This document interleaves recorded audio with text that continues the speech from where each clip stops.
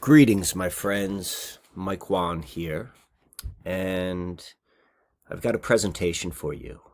The first real update to the Susquehanna Mystery in any time, or in a long time, I suppose.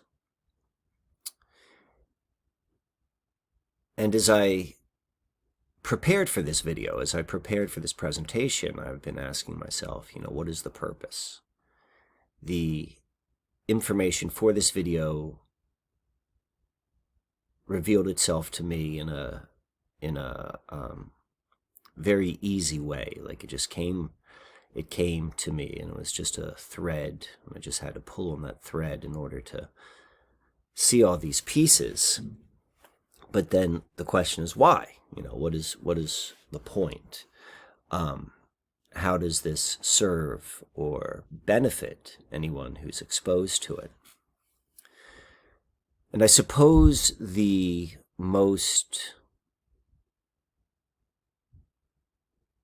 clear benefit would be that this is further demonstration of, or proof of, how this realm works. And so, taking a couple steps back, I present this information from the foundational understanding that this experience that we're having, being alive in a body with ground beneath our feet and sky above our head, is a mystery, meaning we don't know what exactly is going on. We don't know what this place is. We don't know anything. We've been born here.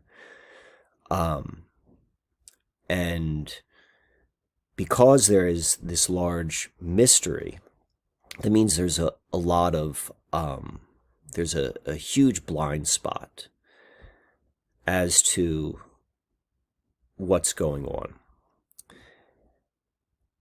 Though we may not understand for certain, because there's many, many, many stories that would answer the question for you, as to why we're here, or what the purpose is, or those sort of things. Or even, the question of what is this place? What we can ascertain through observation is how this realm works. And it is undoubtedly a consciousness-driven realm. It is an observer-created realm. It is a self-fulfilling prophecy realm. And what I mean by that is the stories which we hold inside, they become true. And I don't necessarily, yes, I do mean like, we create our own reality. But I don't mean it so much so in the kind of new agey sort of way. I mean it in the fact that what we're looking for, we will find. And when we find proof of what we're looking for, we act upon it. And this is primarily driven, or what drives this most strongly are our beliefs, and our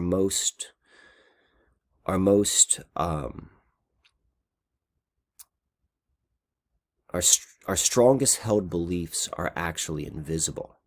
I mean, that's part of the whole mystery of being human, is the fact that the majority of our inner workings are invisible to us. This is what they call the subconscious.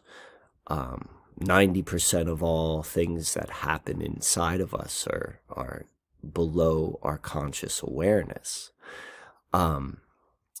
And our beliefs, regardless if they're factual or not, are we act upon them as if they're true. This is why indoctrination is so important.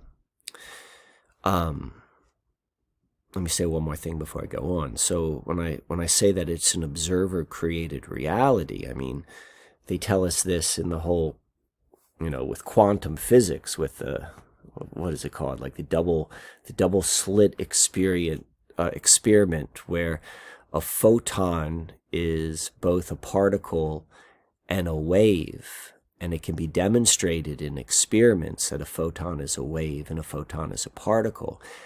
And depending upon how the experiment is set up, if you're anticipating seeing it as a wave, you will find it as a wave. And if you anticipate finding it as a particle, you'll find it as a particle. That's just how the whole thing works. So understanding that is, those two pieces are factual in terms of experience, which is we're blind to most of our beliefs, or our deepest held beliefs. We're definitely blind to, because we don't think they're beliefs. We just assume them as true. And then we act upon life. We go around looking for proof of what we hold to be true. We see it in external reality, and then we act upon it. Our lives are manipulated. And so ultimately what the Susquehanna Mystery and what Susquehanna alchemy has always been about has been an exploration to freedom. To me, the only purpose that truly makes sense for us is to become free. And what that freedom means is probably, more foundational than what it first sounds like when you hear those words. For those of us that have been born into this paradigm, and I would say if you're watching this on a computer, you're part of the paradigm. I was born into the paradigm. The indoctrination which we were born into becomes our point of reference, which becomes our foundational beliefs, which we go around and we live our lives accordingly. Paradigm does not exist, or the only way paradigm is not an objective reality.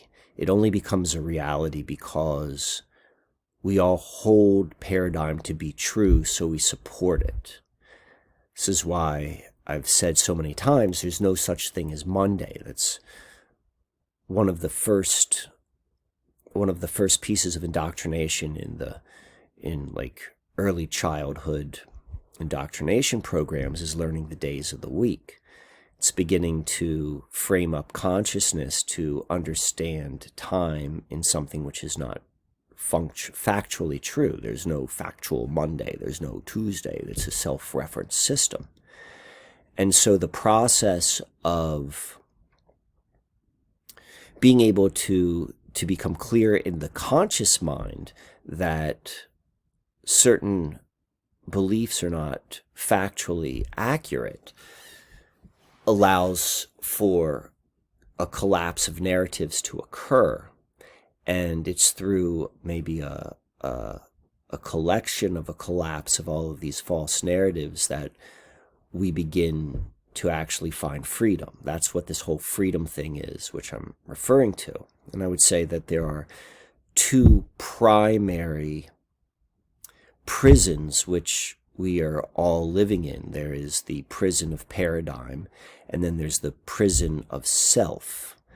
And it's certainly possible to become free from one of them, but if you're not free from both of them, you're still imprisoned.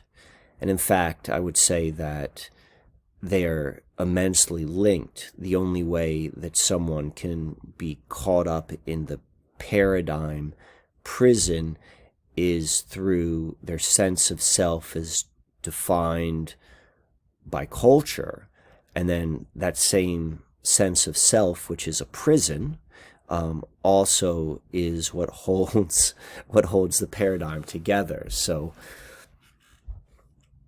it's really a two-part dance of collapsing both of those false narratives, and where the real trailblazing occurs is what happens in experiential life when one can collapse both of those. That doesn't mean you stop being alive, but the life experience, and it doesn't mean that paradigm necessarily disappears, but it means that the relationship one has with them, that will change. So, with all of that being said, this video both collapses or brings into clarity a connection that is somewhat hidden. And so when it goes from being in the subconscious to the conscious, from being in existence but unaware to being aware, a lot of its power, the power of a subliminal advertisement works is because you don't realize that it's communicating to your subconscious. But when you see the subliminal advertisement, its power collapses upon itself as we become more and more aware of the esoteric rituals that are constantly influencing the collective. As they become more obvious, the less power they hold. And then so that's part of the purpose of this. And then the other part of it would be further demonstration of how this realm works. This is all, everything is linked. Everything is connected. There's certainly stronger links than if we're connected to everything. There's certain things that we're more strongly connected to, but that doesn't mean that there's not a connection with everything. And what I've demonstrated in the past, going through the Susquehanna Mystery, is I've demonstrated the role of the first fruits of electricity, of computer technology, of globalism placed upon the oldest river on the planet as a way of propagating across, the earthly plane. We're just going one level deeper with that. And as we begin to see how it works, well, then we can also become more empowered as we step into the trailblazing process of being free. So, with that being said, let's just jump into this. All right. So, what I'm going to be talking about today is this link between what I'm calling the Susquehanna Mystery, which is just a general term for the body of water known as the Susquehanna River, and the island known as Hispaniola. And the link, one, there's a strong link between the two, and then secondly, whereas the Susquehanna River appears to be more of a tool for maybe manifestation, Hispaniola is more of the underworld. And I'm going to go through and take these concepts, which I just laid out, and really break them down where they make real they can be understood very, very concretely. So let us begin. So Hispaniola it's an island, and it is the island which one part of it is the Dominican Republic and the other part is Haiti. This is the Dominican Republic. This is Haiti. And the first link which we have, or the primary link, the link which is most obvious. I mean, there could be, I don't know anything. None of us know anything. Like, I know lots of stories. I've read a whole bunch of stuff, but I don't know it to be true. The only thing I could say which is true, and which is really the level which I'm going to be working from, is I know the stories that they tell us. I know the stories that are put out through the indoctrination machines. And I'm going to be working primarily with those because I can be concrete and say, like, look, this is what they're telling us. This is how they want us to think. But what I don't know is there could be a more fundamental link between the Susquehanna right up here and Hispaniola. But the most obvious one, and where we're going to begin, or the most objective as it relates to the indoctrination stories, which we've been told, is that Hispaniola is the location of the first colony in the New World. And then Jamestown, which is right here, right at the mouth of the Susquehanna Bay, or the Chesapeake Bay as it's more commonly known, is the location of the first colony of the British Empire. And so part of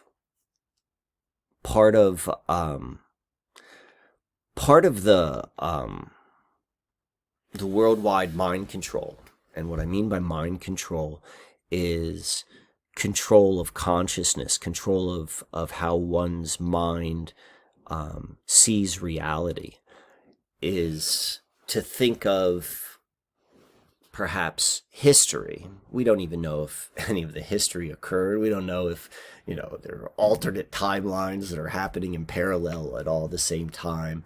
We don't know. We just know, the present moment. But we are taught through the indoctrination that history is seemingly disconnected. And I'm going to look at it as a continuation of the same story. And so the idea of the New World being established by Christopher Columbus, they're now telling us all the other stories. No, it was Leif Erikson. He came here way before them, but there are probably 15 other stories which define the New World as the Old World, and I don't know. I'm not going to go down those paths on that path. I'm not going to go and pick and choose which I think is more accurate. The only thing I can say is, like, this is just much more complex than what we think it is. But in the mainstream story, the establishment of the New World began the next book of history, if you will, that from Europe, that the dominant countries in Europe at the late 1500s, Spain and Portugal, perhaps France as well, they began this age of discovery, and they went to what we're calling the New World. And, they all tried, they created colonies, and for the purpose of owning and controlling it. And of all of the different nations of Europe, the one that emerged as the quote-unquote victor was the British Empire. So looking at that is like a continuation of the story. The story begins with the first European colony in the New World, and that was in Hispaniola, and then the first colony of the British Empire, which is the the crop that was able to really grow. That happened here.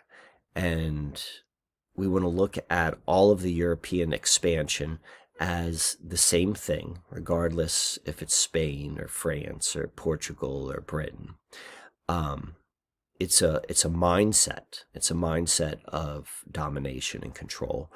And then, we see that this British Empire, and I use the British Empire to also refer to the United States, but all of this is what has been the infrastructure, the mechanism to create global culture or globalism. So these two are linked. These two land areas are linked.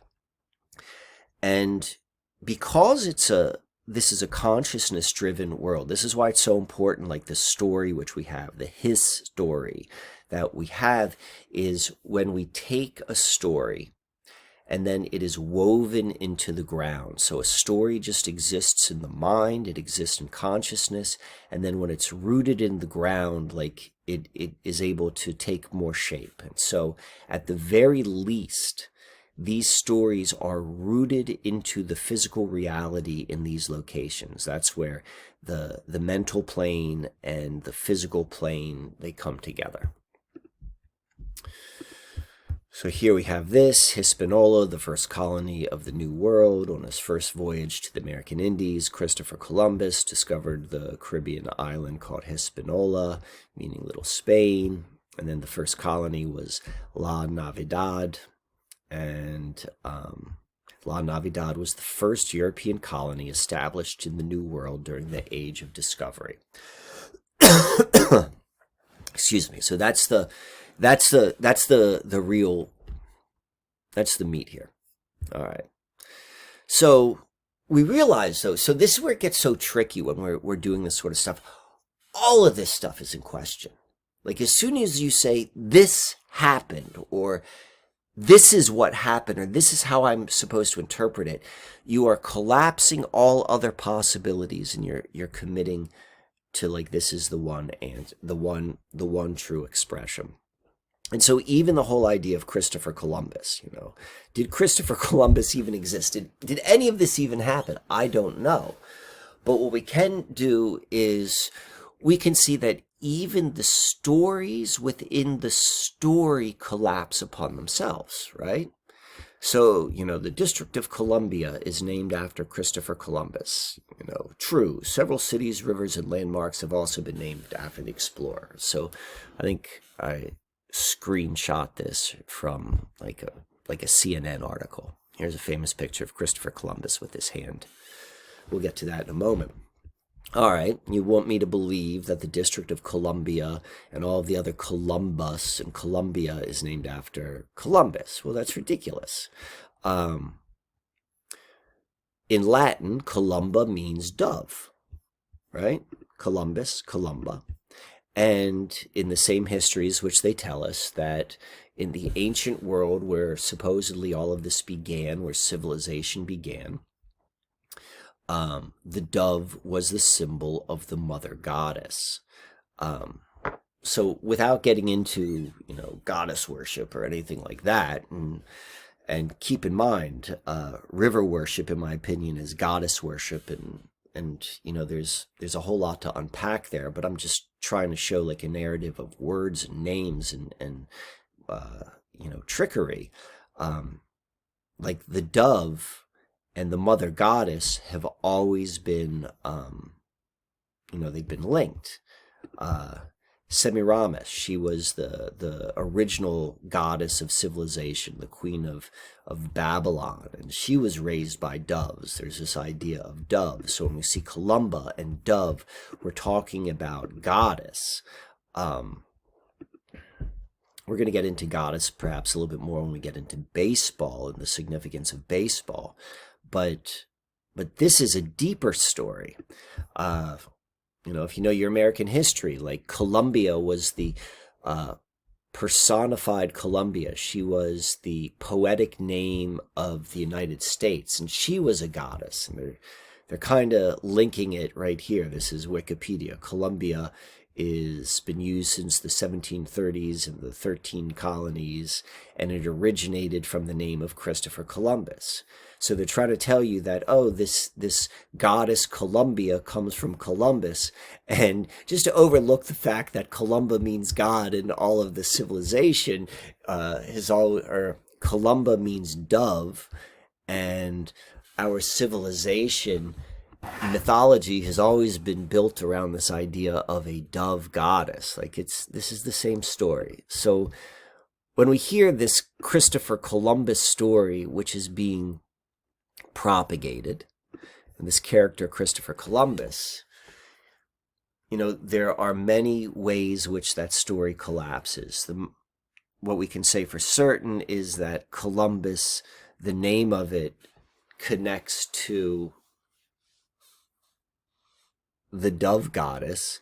The fact that it's CC, and CC corresponds to 33, the third letter of the alphabet, C, and the significance of 33, and within the secret societies that hold together the structure of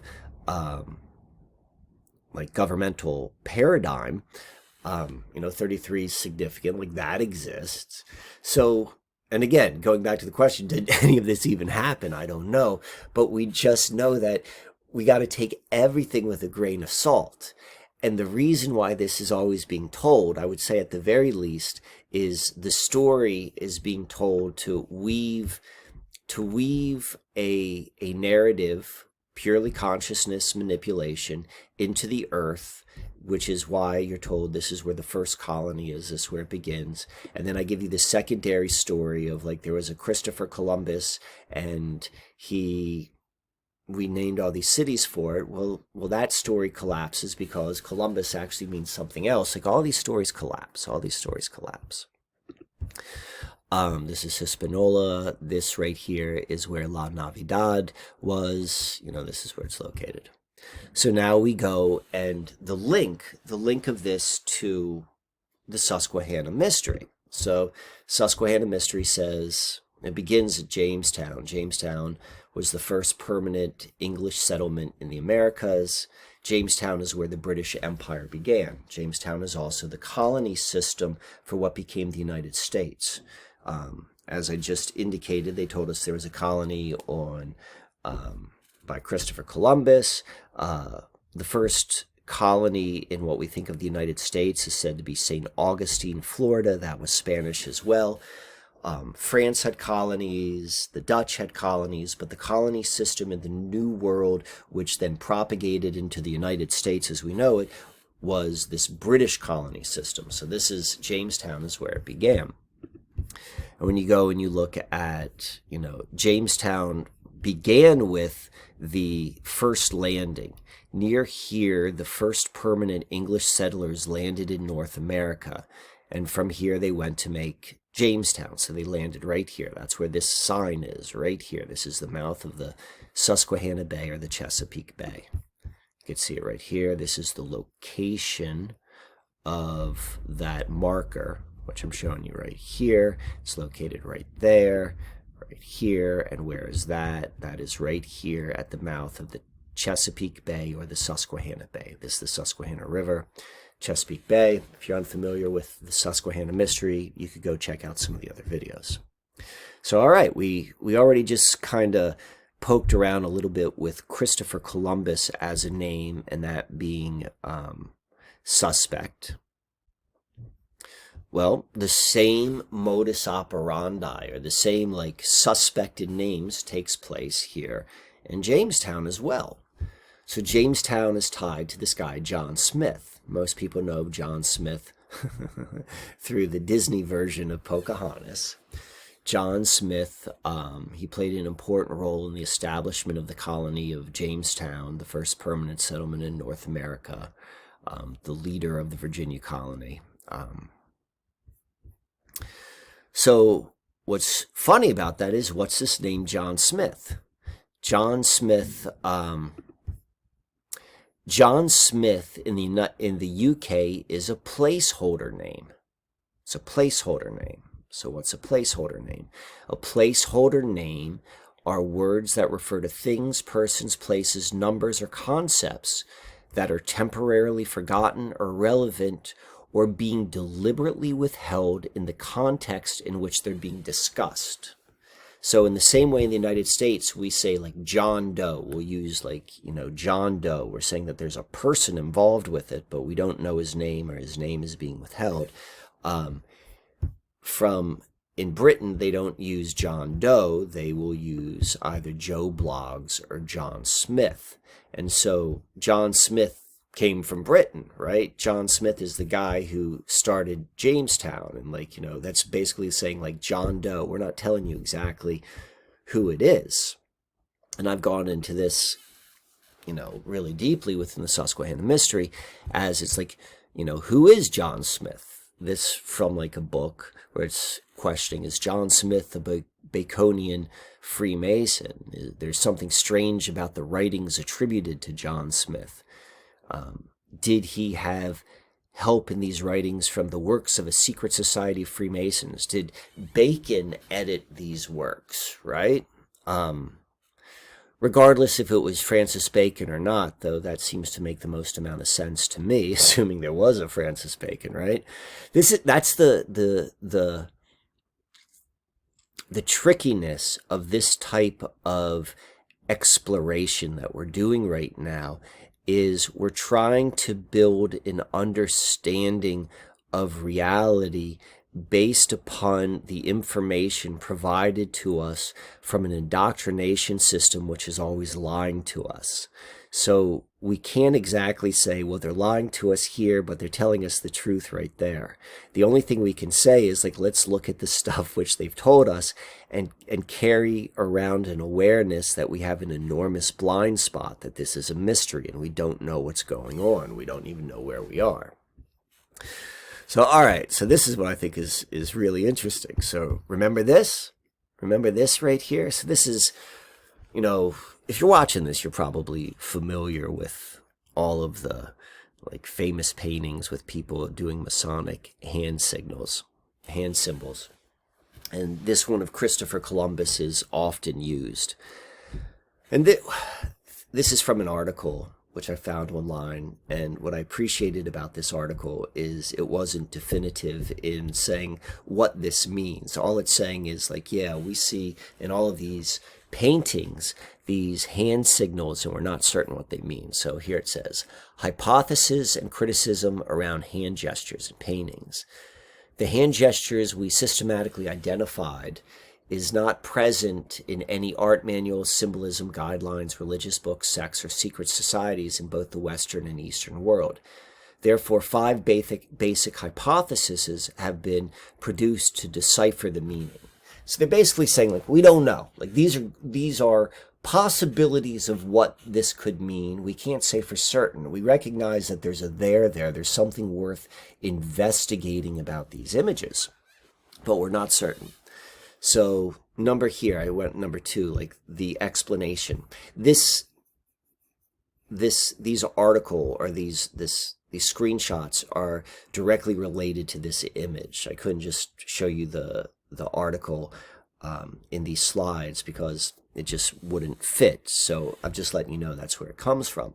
So it's then goes and it lists all the different hypotheses. And number 2 is like, this is a Freemasonic symbol.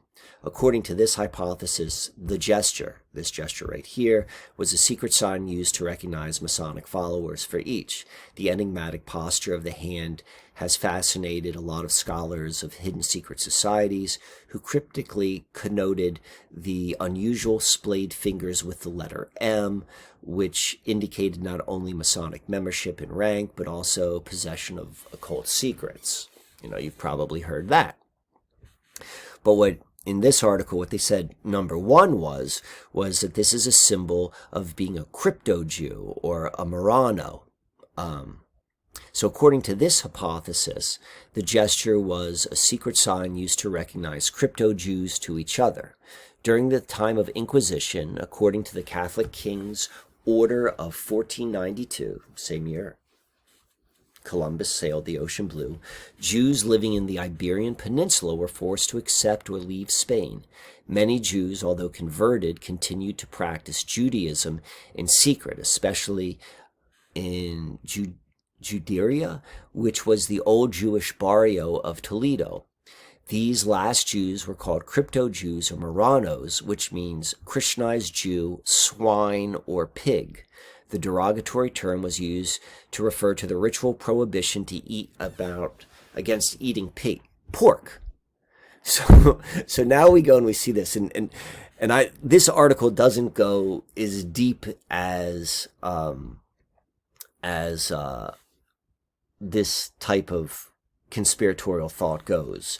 You might be aware of what are they, the Sabbatean Jews? I'm not pronouncing that correctly, but like the to bring about the Messiah, to go and embrace. It's easier to turn the world completely profane and bring about the Messiah that way than to turn everyone like to live in a holy fashion. That idea comes from this same period of time, these same people, as the crypto Jews, and you know, there's a weaving with that story as well. And I'm not gonna really spend much time going down there, just recognizing that there's more to that story. All of these stories can go, and because they're all because everything is connected, but particularly these ones are more strongly connected, we can spend our entire lives chasing our tails. The one thing which I think is really funny is the fact that we just talked about John Smith being, you know, a placeholder name for Francis Bacon, and then the role of pig as a possible indication of Christopher Columbus. Particularly interesting, or kind of funny, if you will. If you're familiar with this part of the world right now, this is Virginia, this is where Jamestown is. Right about here is Smithfield, Virginia. And if you've ever heard of Smithfield ham, you know, that's where it comes from. So again, another bacon, another pork, another pig sort of reference. Just throwing that out there. And we're going to come back. The reason I'm bringing this up is indication of like of stories collapse, and there's more stories, and like the further we go into looking at really any of these stories that we've been indoctrinated with, we can see that they fall apart. And then once they begin falling apart, we can go and come up with new stories.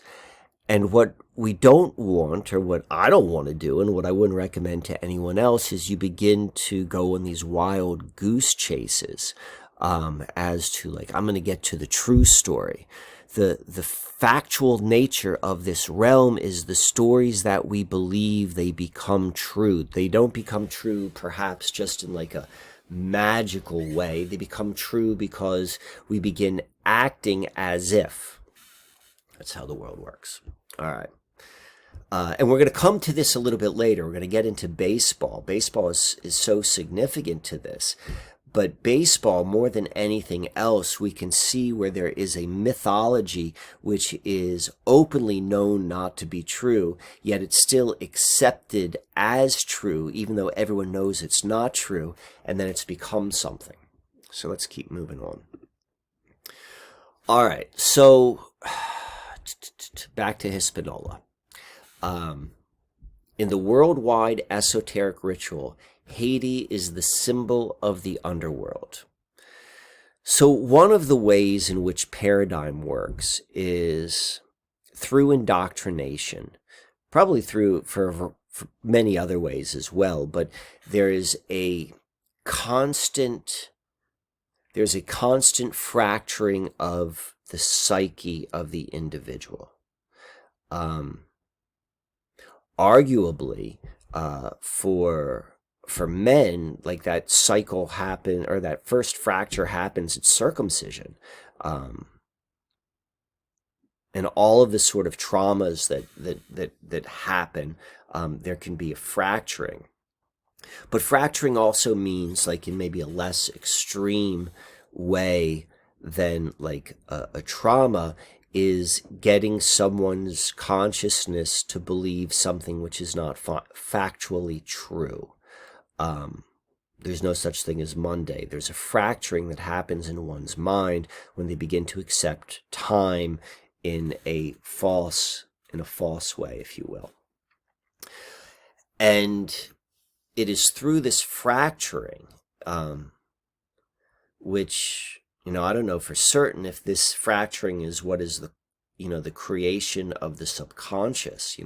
Did people talk about subconscious prior to the idea of the subconscious being introduced into the collective landscape through, like, Sigmund Freud and the psychoanalysts of Vienna in the 1800s? I don't know how people articulated the inner world prior to that. I just know that currently that we talk about the subconscious versus the conscious, and that's a fracturing. Esoteric ritual is a ritual which people are participating in, and they have no idea that they're participating in a ritual, yet it is constantly the signs of the ritual are being communicated to the subconscious of all of the to the participants, though they're not aware of it. This is all of the whole sort of like Illuminati stuff, and like the celebrities and the Illuminati, and like this is the benefit, or like why it's done. It is the participation, the paradigm which we live in, the idea that money is a thing, the idea that all of the rules of paradigm which people just accept as true, it comes from a fracturing of the psyche. And the more fractured the psyche, the less grounded the individual is, the less sovereign or free they are, and then they support this false reality for whatever that purpose is. Like, I don't know what the purpose is. I don't know if the purpose is because we're living underneath the influence of interdimensional parasites. I don't know if it's because we are living in a computer simulation which was created by ourselves 10,000 years in the future. Like, I don't know. I just know that we're here, and the only thing we can really do, in my opinion, of any worth or value is to become free of it. So, all right, let's keep going. So the worldwide esoteric ritual. So that's like the worldwide one is like always in play. Like there's the esoteric rituals of the Super Bowl, and the esoteric rituals of the Olympics, and the esoteric ritual of the electing a president. But then there's certain ones which are even wider, and that's like the naming of countries. That's more in history. And Haiti is the symbol of the underworld. Haiti being, one of the two countries of Hispaniola. In fact, not only that, it is the country where the first colony is said to have occurred. So why do I say that? The first is the most obvious reason. Like Haiti is phonetically the same as Hades. Hades being the Greek concept of the underworld. So within the history, the linear narrative that we're told to envision how we got here, we were hunter-gatherers, and then Sumeria occurs, and we had civilization, and then sometime after that, the Greeks come, and the Greeks played a huge impact on Western civilization, and then fast forward to like the Middle Ages, and then the Renaissance, and then the Age of Discovery, and the Age of Discovery brings us to the New World, and the New World brings us to the British Empire, and the British Empire brings us to globalism, that brings us to now. Like, that's the story we're told. And Greece plays a big part. See it as all connected, not as all separate. And the phonetics, the spoken Kabbalah, the language of the birds, the green language. First there was the word. Haiti is Hades. It's the same, and Hades means the underworld. And to even make this, maybe you'd say like, well, but they aren't the same, because Hades has like this Z at the end. It's got the S in the end. Well, in a lot of dialects, you'll see that the S is dropped, or the S sound is dropped at the end of the world. In fact, in one of the dialects, most where it's best known for dropping the S would be that of Dominican Spanish. Dominican Spanish, as in the other side. The other side of Hispaniola, right? This is the fracturing. I'm going to fracture this. And on this side, it is known for Dominican Spanish of dropping the S. It's a more, faster, more relaxed general than Latin American Spanish, and Dominicans play it fast and loose with their S sounds, emitting it nearly at all times. Haiti is Haiti. The people of Hispaniola are telling you that. Haiti is Haiti. It's the underworld. We can go a little bit deeper than that. We'll talk a little bit about Haitian voodoo. Like Haiti's got a powerful impact in the collective consciousness. For its size, it holds a big influence. And one of the areas which Haiti has influenced us, and when I say by influence, I just mean that it holds weight in the collective consciousness. It doesn't necessarily mean that it holds an accurate weight or a positive weight or a negative weight. It just holds weight. It's kind of like the old adage that there's no such thing as bad publicity, because what that saying is getting at, as long as people are thinking about whatever it is you're trying to publicize, that's all that matters. All right. So within the impact which Haiti has on the collective mind, arguably the strongest or the most influential, though probably the most misunderstood, is Haitian voodoo. An African diasporic religion that developed in Haiti between the 16th and 19th century. It's a religion as formed in Haiti. Voodoo represents a new religion creolized by the New World system. This small religion has a big cultural impact and decidedly sinister reputation. And what it means by cultural, it means like not in the culture of Haiti, like in the worldwide culture. It's saying like it's got this bad reputation. Over 2 centuries of hostile propaganda have morphed voodoo into a deeply racialized form of witchcraft in the popular imagination. And so I'm not talking about Haiti or about voodoo as, a good thing or a bad thing or an effective thing or anything like that. I'm recognizing it as a thing which holds weight. And the fact that it is so misunderstood, in understanding how subconscious works, like that makes it even more powerful. So one of the biggest influences from Hispaniola is Haitian voodoo.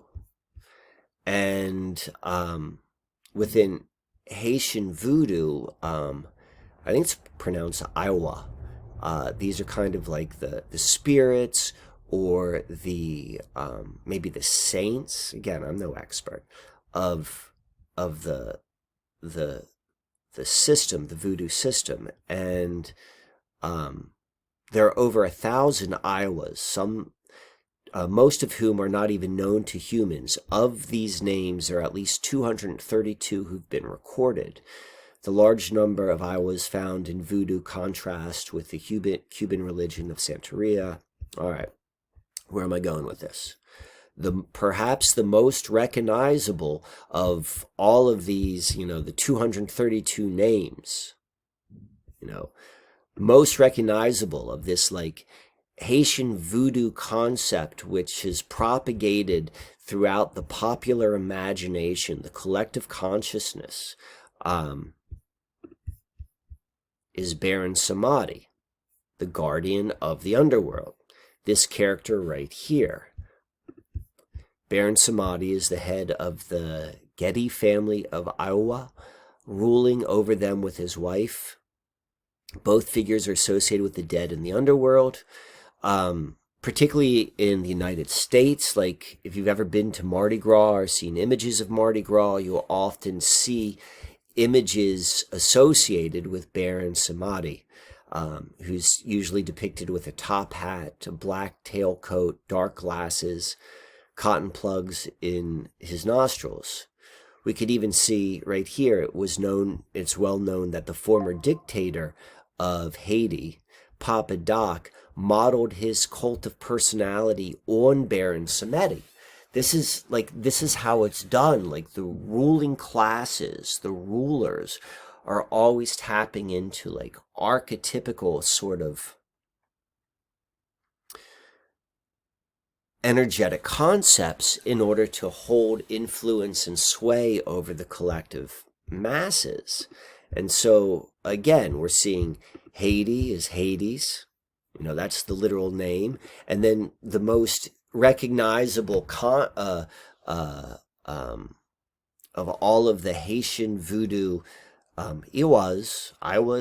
is that of the Lord of the Underworld. Like, completely different language set, completely different beliefs, supposedly, of this underworld and this underworld. But regardless of it coming from different places, this part of the world connects. Hispaniola connects to this idea of underworld. Now, when I say underworld, we want to think about the underworld as like really the womb. The womb is the underworld. Like, the underworld is usually thought of as just death, but it's death rebirth. The underworld is that mystical, magical place where things that die are recycled in the realm to come back again. He rules over life and death. In astrology, Pluto rules over the underworld, and it's life and death. It is that recycling. And so when we see this land of Haiti as the symbol of the underworld, it's life and death for all the, that shows itself. And we're going to go and look a little bit more deeply, and we're going to see how, like, very obviously it's showing itself as the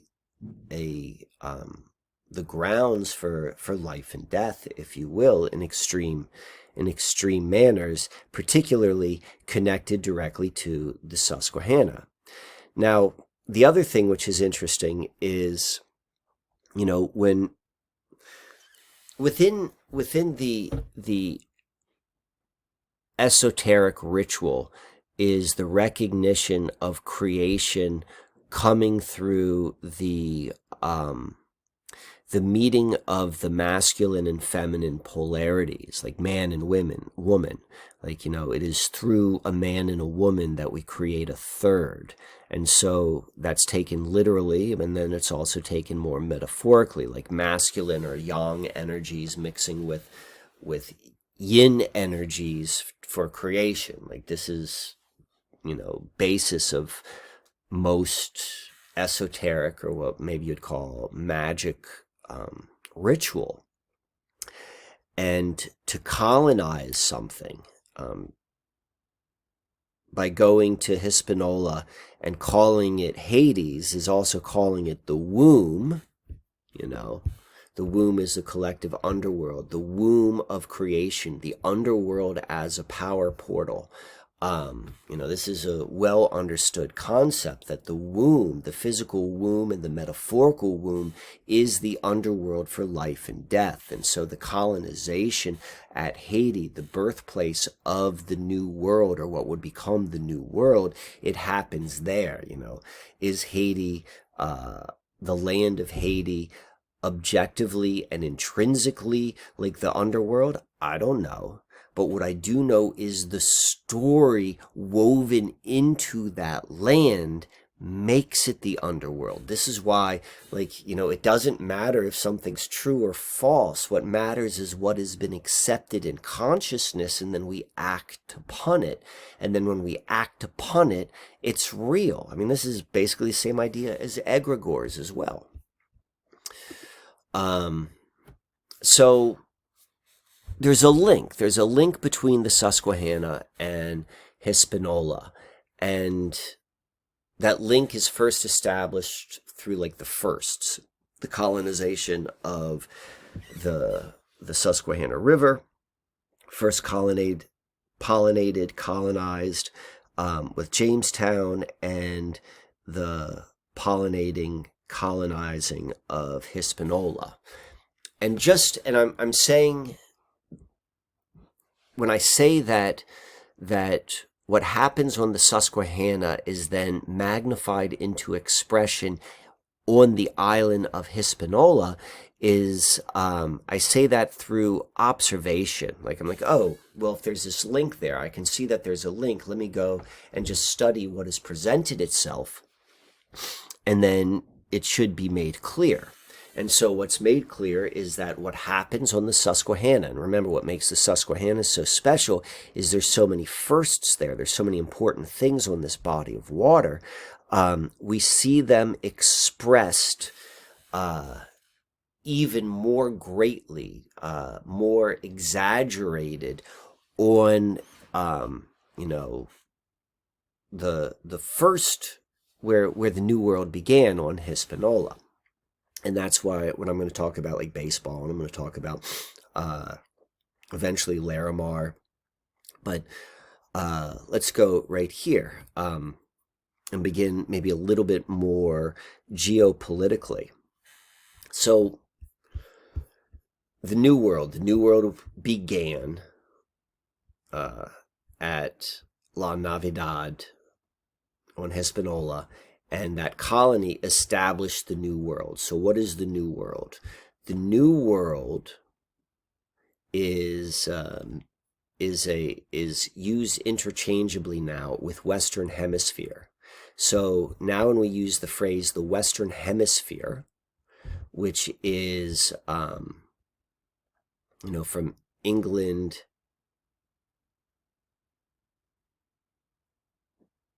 the Western Hemisphere, and the New World, or the Americas, we're basically saying the same thing. Like the New World means all of the Americas. And what's interesting is Haiti is categorized, as the poorest country in the Western Hemisphere. So think about that as just such a fascinating juxtaposition, in the fact that on Hispaniola, this is where the New World began, literally in what's now modern day Haiti, which then forms the Western Hemisphere, the New World. And now you're telling me that it is the poorest country in all of the Western Hemisphere. So let's go and unpack that for a moment. So it's saying it's the poorest country as it relates to money. But there's money is it only exists in paradigm. There's no true value in money outside of the paradigm. If you lived outside of paradigm and you had a suitcase full of dollar bills, it doesn't mean anything. But Haiti, which is the underworld, where things it's the most magnetized or magnified of this cycle of whatever is happening in this realm. They're saying that Haiti is the poorest. It has the least amount of money. That's only true in the concept of paradigm. But because when you go to Haiti, Haiti is a place with unbelievably endowed in rich natural resources. Like when you go and you look at Haiti, it's known for its gold and all this other sort of stuff. natural resources, like true, quote unquote value, not like paper money. So there's like a ridiculousness of like Haiti being the poorest country, and it's only poor by money. But then if you do go to Haiti and you go and you look at it, like Haiti is poor, right? Like, I mean, it's an impoverished nation. Um, and this is what I mean, like it becomes real. Like the stories that we believe become real. Like it really is impoverished there. They really don't have any money. There's like, people are poor. They're not, they live in a certain like impoverished way. Yet they're sitting on top of like the most naturally rich land mass, like one of the most like incredibly naturally rich. Like you go and you look at Las Vegas, like this is so funny. Like this is what I'm talking about in terms of like stories become real. Las Vegas is in a desert. There are no, hardly any natural resources. There's no water there. But Las Vegas is as rich as can be, right? It's got the fancy hotels and like the Tesla tunnels and all this sort of stuff. And it's built upon this agreed upon concept of money and gambling, and all the money went there, and they built this like city which can only exist out of this like it's not intrinsically rich, but because everything is believed upon, like all of the participants that hold paradigm together are holding that up. And then you go and you juxtapose that to Haiti, which is an island which has so much natural resources, yet all the people there are living, not all the people, but it's an impoverished sort of area. Sit with that. Like if you can go and see that ridiculousness, what that ridiculousness is, where the inversion lies. Haiti's also known to be the fourth most corrupt country in the whole world. How do you even measure corrupt? So let's go back to the the Susquehanna. One of the things about the Susquehanna body of water, we don't want to look at it. They're going to teach you to think of the Susquehanna River as just this Y section. And I'm like, oh no, this isn't the Susquehanna River. This isn't it. This is the Chesapeake Bay. It's the same body of water. And then that also means all the tributaries of the Chesapeake Bay are part of the same body of water. And this tributary right here is called the Potomac River, and Washington, D.C. is right there. This is the nation's capital right here. Nation's capital, which we know is, Washington, D.C. Like our financial system is incredibly bankrupt. It's not real. It's like literally creating money. That's how a debt-based central bank financial system works. It's like trickery to create money. And as long as you are able to stay in front of the creation of money, then, before the inflation hits, and then, now we're getting into like monetary policy and like petrodollars propping up value. The whole thing, like, that's all fake, but it's being held in place. Washington, D.C. should be bankrupt. The United States should be bankrupt, but we're not experiencing the poorness like Haiti. So that's what I mean, like, what we see in Haiti is more magnified. Likewise, like, oh, Haiti is such a corrupt country. Well, the United States is immensely corrupt. It's just more obvious there. One last thing. This is going to be a multi-part video. And so I'm wrapping up this video right now, and I'm going to be going into baseball later and then the other ones. But one of the things which Haiti is known for, Haiti is the first nation ever to successfully gain independence through a slave revolt. So Haiti was a colony, it was a French colony, and like this is how the history goes. And I want to say like in the late 1800s, or like the early 1800s is when the Haitian Revolution occurs, and all of the slaves the overt slaves, African slaves, overthrew the French, and then they gained independence. And so Haiti has this reputation of being the first nation ever to successfully gain independence through slave revolt. Again, this is an example of something which is more extreme on this island of Hispaniola. Because the American Revolution is, I mean, there's two ways of thinking about it. I mean, the first one is like America never separated from Britain, that we've always still been tied at the hip within Britain. It just kind of like gave the appearance of being separate.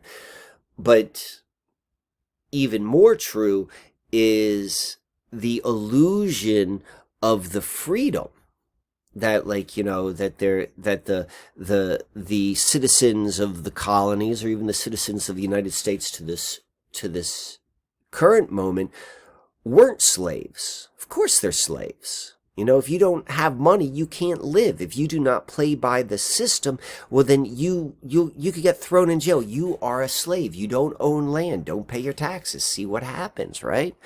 So what we see here in Haiti is they're talking about overt slavery, where it's like incredibly obvious that you are a piece of property to someone else. Of course, everyone in the United States with their social security number and their, you know, all of that, you're a slave, but it's covert slavery. You think you're free. That's part of the split mind. So we see that also in Haiti as another example of the extremity. It wasn't the first nation to successfully gain independence through a slave revolt. It was just the most overt nation to do that. So, all right. Because there's so much to cover here, I'm going to wrap up this right now. Part 2, I'm going to be going into baseball. And baseball is going to be interesting. The Susquehanna River is the baseball river. And so we're going to see the relationship between baseball as the baseball river and then Hispaniola as the the birthplace of the world's greatest baseball players per capita. Hispaniola puts out more elite baseball players than anywhere else on earth. And then we're also going to be looking a little bit more deeply as to what is baseball and all of the factions that are involved with it. So that's part 2. For those of you who are interested, one of the ways which you can support this work is through Starboard sessions with me. This is my own version of unastrology, where I do where I, on the Starboard, I build someone's chart and I go through both a ritual and an explanation as to what it means and what it doesn't mean, taking away all of the ridiculousness of astrology, which is meant to enslave you, and then leaving you with the truth, which is your connection with the heavens and how it can be objectively understood. If you're interested in that, the only way which you can order one is send me an email, and we'll do that either through and then we would arrange that through either like Venmo or PayPal. I don't have a website. I used to do this through Linktree, but Linktree no longer works the way it used to, so I can't do that. Or you can come out and visit me here at Big Boy Farms, about 90 minutes from New York City or Philadelphia, and we can do this in person. If you're interested, send me an email. The link's down below. Anyway, take good care, my friends. Thank you for listening. And this is the end of part 1.